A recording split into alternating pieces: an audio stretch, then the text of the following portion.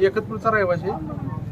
तर सुरुवातीला जी माहिती अधिकार मागितला त्या माहिती अधिकार मागायचं कारण म्हणजे यापूर्वीची मेरी ग्रामपंचायत जी ॲप आहे पंचायत ॲप म्हणून त्याच्यावरती आम्हाला थोडं काही गोष्टी आम्हाला तफावत वाटल्यानंतर आम्ही ग्रामसेवकला पण बोललो. तर ते काय म्हटले, ग्रामसेवक म्हटले की ते ॲपचं आणि आमचा हे वेगळा असतोय म्हणून आम्ही त्यांना व्यवस्थित हिशोब मागितल्यानंतर त्यांनी हिशोब दिला सुद्धा 2 महिने लावले. माहिती अधिकार मागून सुद्धा 2 महिने लागले. पूर्ण ग्रामपंचायतचे झालेल्या काम 2021 ते 25 पर्यंत जे झालेल्या कामाचा आपण सगळा हिशोब मागितला होता. त्याच्यामध्ये जी कामं झाली आता त्याच्यामध्ये महत्त्वाचं आरो प्लांटचं जे आहे ना ते बसवायची गरज नव्हती. पण विषय काय झाला, यांनी बसवलं 15 लाखाचं बिल आहे ते टोटल, काय शिफ्टिंग असेल याचं. तर त्याच्यातून उत्पन्नही काय नाही. तर याच्यावरती आम्हाला काय म्हणायचं, कंट्रोल आहे का नाही, BDO असतील किंवा CO असतील कोण तिथं झाले आता सध्या चालू आहेत हे बघणं त्यांचं काम आहे का नाही. का ते प्रत्येक वेळी आता बघितलं तर आम्ही काल गेलतो सगळीकडे तर त्याच्यामध्ये उंदरं लागले. तर काय माहिती का, एवढं जर निधी येतोय जर त्याचा पुरेपूर वापर होत नाही काय तर याच्यासाठी आम्हाला कामं झालेली याच्याबद्दल काही नाही. कामं झालेत पण काय झाले ते कामं झालेले ते सगळे म्हणजे सध्या त्याच्यावर पुन्हाच कंट्रोल नाही वरच्या सिनियरचं. कारण त्याच्यामध्ये कुठलेही काम होऊ द्या, ते रस्ता असू द्या किंवा आरो प्लांट असू द्या किंवा इतर हे असू द्या, कुठलं समाज मंदिर असू द्या.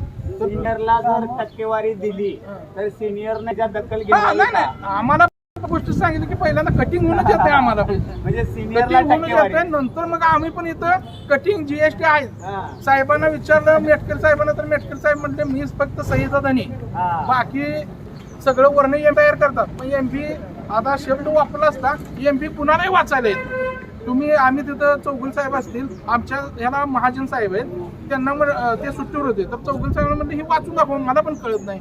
तर त्यांनी म्हटले ते आम्हाला समजत नाहीये. मग आम्हाला समजत नाही मग कुणाला काय समजणार. मग आम्ही सिनियर कुठं जायचं म्हटलं. का फुले साहेबांना सुद्धा बोललो की तुम्ही पाठीशी घालताय, कारण प्रत्येक वेळी आले की तुम्ही वेगवेगळी उत्तरं देताय की डॉक्युमेंट देऊ किंवा तुम्ही असं करा. आम्ही करण्यापेक्षा तुम्ही एक दिवशी येऊन चौकशी करा ना, कारण तुम्ही अर्ज द्या म्हणताय चौकशीसाठी. तर सिनियरला हेच असं म्हणणं आहे की तुम्ही येऊन चौकशी करा, कारण हा निधी तुमचा पण आहे, गावाचा आहे, सगळ्यांचा. वर तुम्ही काय तर रिपोर्ट द्या ना की निधी येतोय, आपली पूर्ण तालुक्याची कामं व्यवस्थित होत नाहीत, तुम्ही द्या ना. तुम्हाला काय मिळालं का तुम्ही थांबताय ग बस. तर मला एवढं बोलायचं आहे, फक्त कामं चांगली केलेत पण झालेली कामं व्यवस्थित आता सध्या तर म्हणजे चालू नाही या विषयी. तुमचं नाव काय? नाव काय? तुमचं नाव आणि गाव सांगा. अच्छा, राहणार एकतपूर तालुका एकतपूरमध्ये कुठे राहता, वस्ती काय? अच्छा, तुम्ही तुमचं अडचण काय? का नाही घरकुलासाठी? तुम्हाला कोण विचारायला आलं का? मताला विचारायला आले का?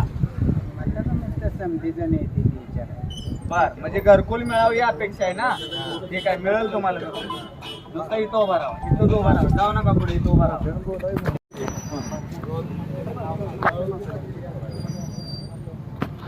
नमस्कार, मी सोमनाथ मोहन इंगोले, राहणार एकतपूर. मी करलवस्तीवर च्या संदर्भात बोलू इच्छितो की गेल्या 5 वर्षामध्ये करलवस्तीचा जर विचार कसा केला तर करलवस्ती फक्त नावच आहे आणि फक्त मतदानासाठी लोक येतात, मतदान देतो. गेल्या 5 वर्षात कुठलाही विकास म्हणजे साधारण मी माहिती मागवली, माहिती अंतर्गत त्याच्यामध्ये मला करलवस्तीचं नाव कुठेही दिसत नाही की तिथं बाबा तिथं विकास केला आहे किंवा रस्ते केले, पाण्याची व्यवस्था केली आहे, काही सुद्धा नाही आहे त्यामध्ये. पण त्याच्यानंतर पण त्यांनी टाकीचं काम करून देतो असंच मला सांगितलं त्यांनी, आणि टाकीचं काम करून दिलं म्हणजे थोडक्यात त्यांनी दुरुस्ती करून दिली टाकीची. ते पण निकृष्ट दर्जाचे काम करून दिलं, त्याच्यावर झाकण व्यवस्थित म्हणजे चांगल्या प्रकारे झाकलेलं आहे आणि तोट्या एकदम थडगास एवढ्या तोट्या लावून दिल्या त्याला, त्या तोट्यानं पाणी गळत नाही. हे मी जेव्हा ग्रामसेवकला सांगितलं तेव्हा त्यांनी मला सांगितलं की मी 30 जूनला रिटायर होत आहे. त्यासाठी मी 30 जूनला कलेक्टर ऑफिसला मी मेल केला की त्यांना सांगितलं की यांची पेन्शन आणि ग्रॅज्युएटी थांबवण्यासाठी. मग त्यांनी मला सांगितलं की मला काहीतरी प्रूफ हवा आहे. मग मी गावात साधारण 1-2-3 माणसं घेऊन मी तिथला प्रूफ घेतला. त्यांना सांगितलं की बाबा इथे एवढा ह्याचा भ्रष्टाचार आहे आणि इथले सरपंच विकास जाधव म्हणून आहे, त्यांनी आम्हाला सहकार्य केलं नाही असं नाही. पण त्यांनी सांगण्याचा प्रयत्न केला की आपली कामं भरपूर प्रमाणात चांगल्या प्रमाणात झालीत. पण विषय असा आहे की कामं झालीत हे आम्हालाही मान्य आहे. कामं भरपूर झालीत, ह्याच्या अगोदर कधीच झाली नव्हती. ती ह्या पंचवार्षिक कामात भरपूर झालेत कारण भरपूर निधी आलेला. परंतु भरपूर निधी आला असताना सुद्धा त्या कामामध्ये इतकी टक्केवारी का जाते? त्यांना 18% GST कट होऊन येतो. मग एका गोष्टी समजा तुमचा GST कट होऊन येतो 18%, तर परत तीच मटेरियल आणायला तुम्हाला 18% GST का लागतो? हे म्हणजे हे सगळं क्वेश्चन मार्क तयार होतात. ह्याच्यानंतर परत ग्रामसेवकचं काय तर 1-2% आहे, इंजिनियरचं 1-2% आहे. इंजिनियर म्हणजे महाजन साहेब तुम्हाला सुद्धा मी सांगू इच्छितो की तुमच्याकडे मी जेव्हा भेटायला आलो 2 वेळा आलो, तुमच्या लोकांनी मला भेटायला दिलेलं नाही. परत BDO ऑफिस कुलकर्णी साहेब तुम्ही 31 जुलैला रिटायर होणार आहे. मी तुमचा सुद्धा मेल करून ठेवलेला आहे कलेक्टर ऑफिस कार्तिकेयन सरांकडे की तुम्ही साधारण तुम्ही काय करता, तुम्ही आम्हाला भेटायला देत नाही. कशासाठी भेटायला देत नाही? मग तुम्ही चोऱ्या करता याचा अर्थ मी डायरेक्ट आरोप करणार तुमच्यावरती. तुम्ही जर इमानदार असाल ना तर तुम्ही मग सांगा ना बाबा मी क्लिअर आहे इथं. आता आमच्यातला असतील लोक बॉडीची तुमच्या डायरेक्ट बोलतात सोमा इथं काय झालेलं नाही, इथं बाबा क्लिअर झालेलं आहे सगळं. त्यांनी सगळं व्यवस्थित आम्हाला सांगितलं, आम्हाला सहकार्य केलं. मी त्याबद्दल त्यांच्याशी काय दुमत नाही माझं. पण तू जे काम केलंय ना त्या कामामध्ये खूप निकृष्ट दर्जाचं काम आहे. एका वर्षात मध्ये काम केलेले आज ते रस्ते म्हणा, पाईपलाईन म्हणा, सगळं उघडून गेलेलं आहे त्याचं. तिथं काही सुद्धा व्यवस्थित अजिबात राहिलेलं नाही. आता सांगायचा विषय म्हणजे 2020 साली आमचा रस्ता अडवला होता. मग रस्ता करायला आम्ही गावकऱ्यांनी म्हणजे आमच्या तिथं राहणारी वस्ती करल वस्ती, जुनी करल वस्ती म्हणून, आणि तिथे येणारे जे शेतकरी लोक आहेत म्हणून आम्ही पर माणसा 1000 ते 1500 रुपये असं रक्कम गोळा केली. साधारण ती रक्कम 35,000 रुपयाच्या दरम्यान ती गोळा झाली. आणि आम्ही नंतर ना भारत नवले यांचा JCB घेऊन त्यांचे ते सगळं झाडं वगैरे काढून पूर्ण रस्ता केला. त्या रस्त्याला साधारण खर्च 46,000 रुपये आला. मग त्याच्यानंतरचे वरचे पैसे जे आम्ही होऊन पुढे केलं ते पैसे आमचे गेले ते. आणि नंतर ग्रामसेवक आणि ग्रामपंचायत यांनी काय केले माहिती आहे, त्यांनी 4 ते 5 ट्रॉल्या मॅक्झिमम त्यांनी आणून मुरुम टाकून रस्ता बिस्ता काढून त्याचे फोटो मारून 1,97,000 रुपये त्याचं बिल काढलं. मग हे मी त्यांना विचारलं बाबा तुम्ही असं केलंय ना, ठीक आहे करा, करण्याबद्दल दुमत नाही. पण जे माझे 46,000 रुपये खर्च झालेत माझे म्हणजे माझे वैयक्तिक नाही लोकांचे, त्यांचे तुम्ही ते 1,000 रुपये माझ्याकडे सगळा हिशोब आहे, कागद आहे तो त्यांना तुम्ही रिटर्न द्या. 1,000 रुपये असेल, 500 असेल, गरीब लोकांनी दिलेले पैसे ते तुम्ही त्यांना रिटेल हवं. तरी सुद्धा त्या लोकांनी मला ना त्याचे बिल्स दिले. दुसरी गोष्ट त्याचे टेंडरवाल्याला त्याची नोटीस दिली, काही दिलेलं नाही. कारण यातून एकच साथ देऊ शकतं की बाबा तुम्ही जे काय केलंय ते 100% गोलमाल आहे. आणि माझ्या निदर्शनास आलं असेल की मला जी 886 पानं दिली ते माझ्या खरं डोक्यावरच्या वरनं जाणार होते. ते मी सगळी काय केली एकदा वाचून काढली. नेमकं काय ह्यात विषय काय बघूया तरी एकदा काय. मला 2,37,00,000 हिशोब मला गावत नाही. मी डायरेक्ट सगळ्या गावात सांगतोय मला 2,37,00,000 हिशोब मला गावत नाही. हे माझं मत आहे. त्यात तुम्ही गावाच्या लोकांनी मला सांगायला पाहिजे सोमत असं नाहीये, हे इथं आहे, तुझी अडचण सांग, मी अडचण दुरुस्त करतो. असे फक्त बोलतात अडचण दुरुस्त करतो, पण करत कुणी नाहीये. प्रत्येकाला काय वाटतं मी आहे. अरे तुम्ही आहे मला माहित आहे ना, पण तुम्ही येणार कधी, तुम्ही जागा कधी होणार आहे.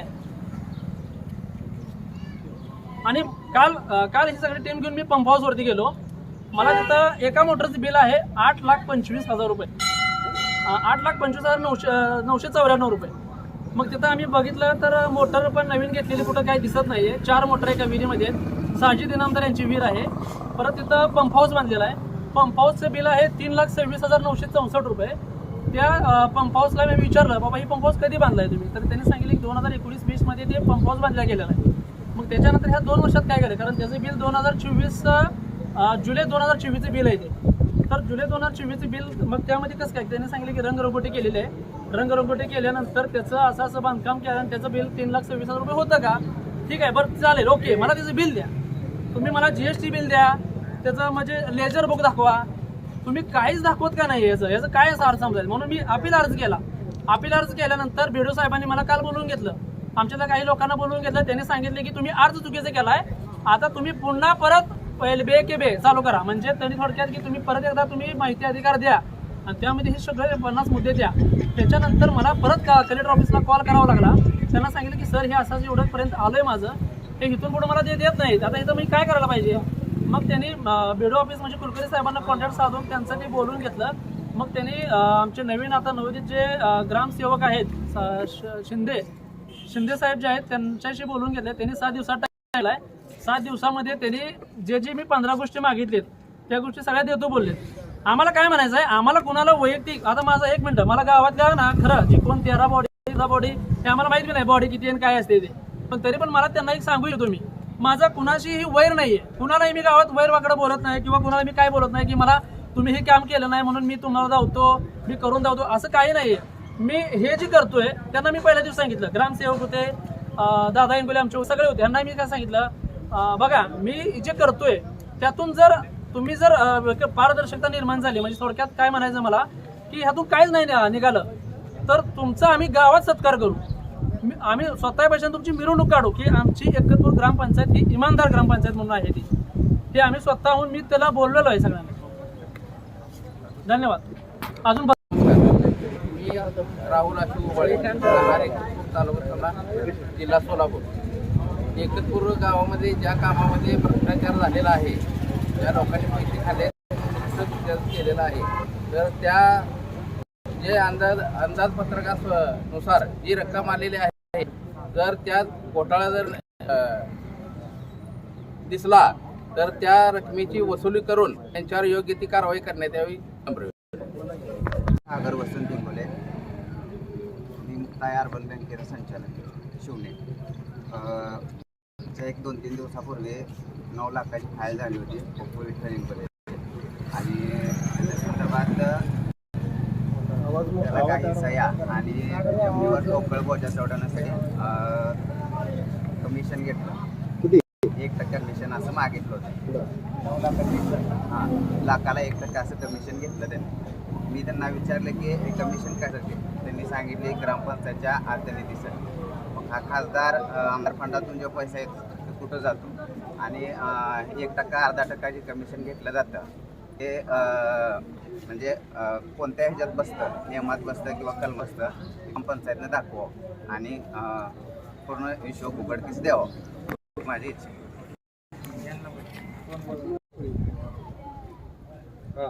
मित्रांनो नमस्कार. आज मौजे एकतपूर या गावामध्ये येण्याचं कारण की एकतपूर मधील आज काही लोक इथं आलेले नाहीत, पण पडद्याच्या पाठीमागं माझ्या ऑफिसमध्ये जवळजवळ एकतपूरमध्ये 150 ते 200 लोक त्या ठिकाणी आलेले आहेत. एकतपूरमध्ये चाललेला सरपंच आणि ग्रामसेवक, त्या ग्रामसेवकाचं नाव काय आहे, शंकर मेटकरी. जरी आमचा पै पाहुणा कोण जरी असला तरी पब्लिकसाठी येणारा जो पैसे हाणतो, टक्केवारी घेतो, त्याला घुटुगडे आणि ही एकतपूरमधली जनता माफ करणार नाही.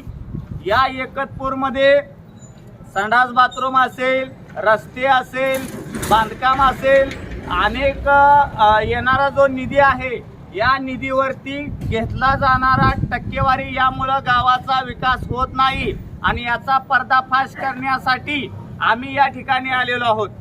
आता ग्रामस्थ बोलतील सगळे, आणि ग्रामस्थ बोलल्यानंतर सुद्धा मी बोलेल. बोला तुम्ही. इकडे या.